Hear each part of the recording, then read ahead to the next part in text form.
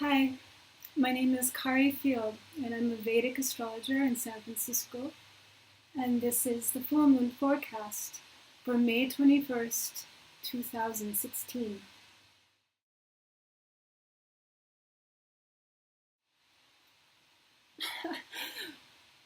So, the full moon is upon us, and the familiar full moon energy, the exhilaration and the unsettled feelings that sometimes accompany full moons. So, the moon in Vedic astrology is the mind.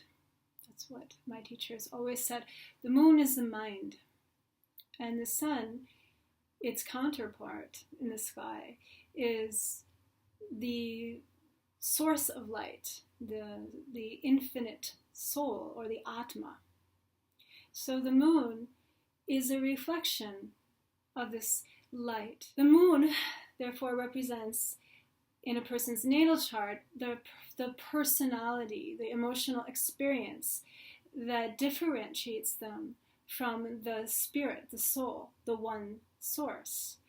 And it's our experiences, our individual personalities, that really make up our karma and our paths here on earth together. So the moon is so important in how we're feeling and in how we're expressing ourselves and where we find our path and connect with others.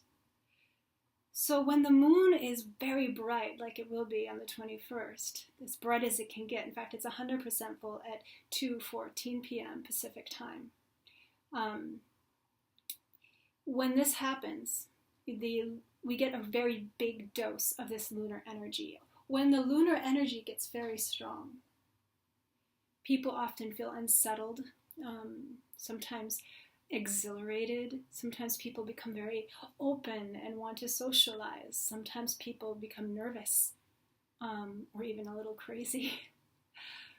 The full moon sometimes can really enhance social situations and experiences, but sometimes it can be a little too much as well. So we have to be careful sometimes around full moons not to push ourselves too far, because this is the tipping point. Now, this full moon is going to be an especially intense one, I think, because not only is it 100% full, but it is also within about a degree of Mars, who is actually, in a sense, in its full expression as well.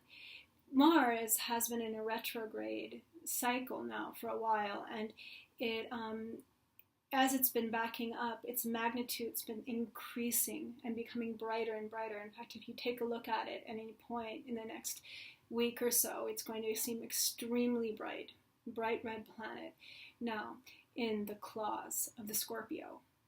Now, the reason for this is because it's retrograde, it also goes opposite the sun. And in a sense, it's like a full Mars. So Mars is also full power, and the two will come together, join on the 21st, and share the real estate, so to speak, of the very transformative and powerful nakshatra of Anuradha. Anuradha is a nakshatra that's found in the constellation of Scorpio, where the moon technically is debilitated, and where Mars is very strong. Now, Anuradha, as you can imagine, being in the claws of Scorpio, has a very, very strong power to manipulate and have influence on others. But the interesting thing about this nakshatra is that it is ruled by the deity Mitra, a solar deity of devotion and friendship and love. So this area of Scorpio has an incredible power to transmute Mars, this Martian energy of Scorpio, of the mysterious and the emotional desires and needs within us, often subconscious, into higher spiritual focus. Anuradha is called the star of success for this.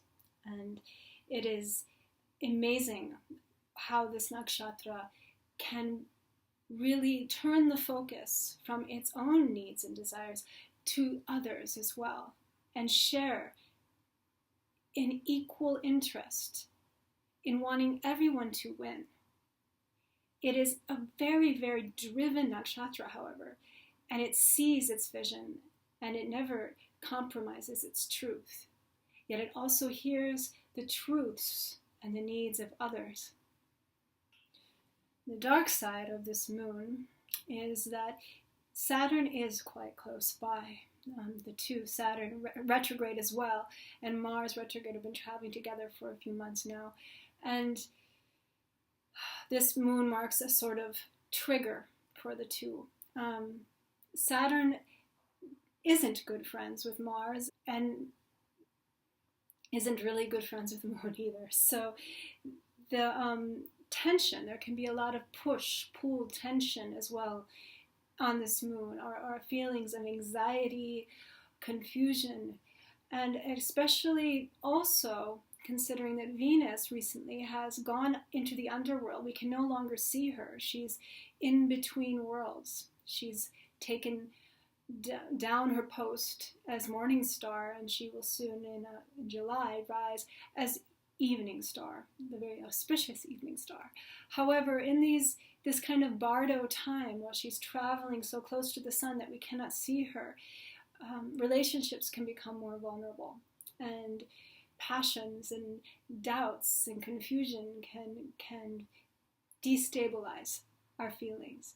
So this isn't the easiest. This can be a challenging full moon for our relationships, and we have to be really careful at this time not to make any harsh decisions or judgments or take definitive actions exactly, but use this full moon time to find our voice, to empower ourselves by communicating our needs and listening to others.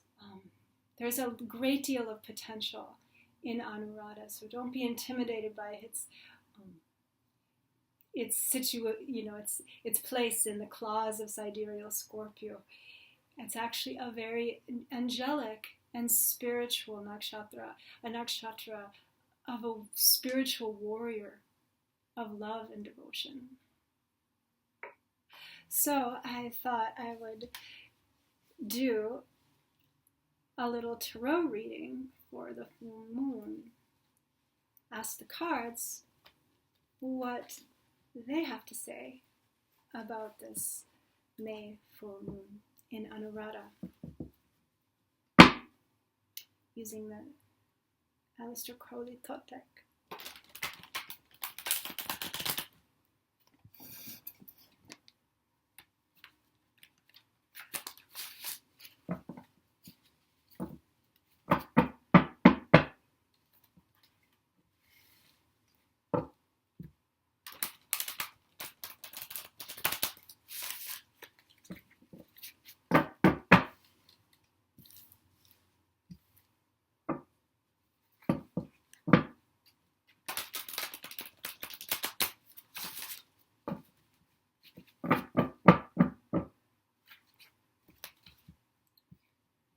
Cut it.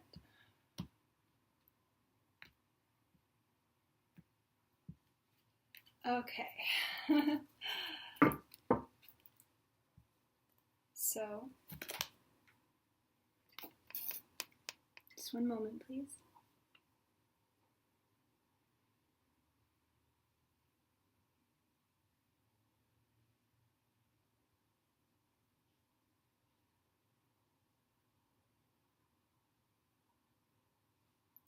Okay.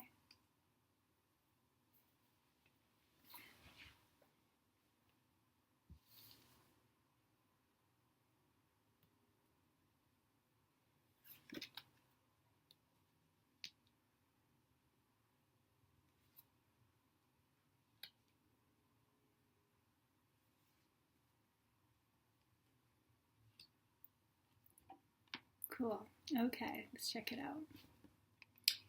So, the first card that came up is very interesting. Alchemy. This is actually the card of Sagittarius, which is where the moon will be actually in the Western zodiac. Now, this power of fire and water mixing to create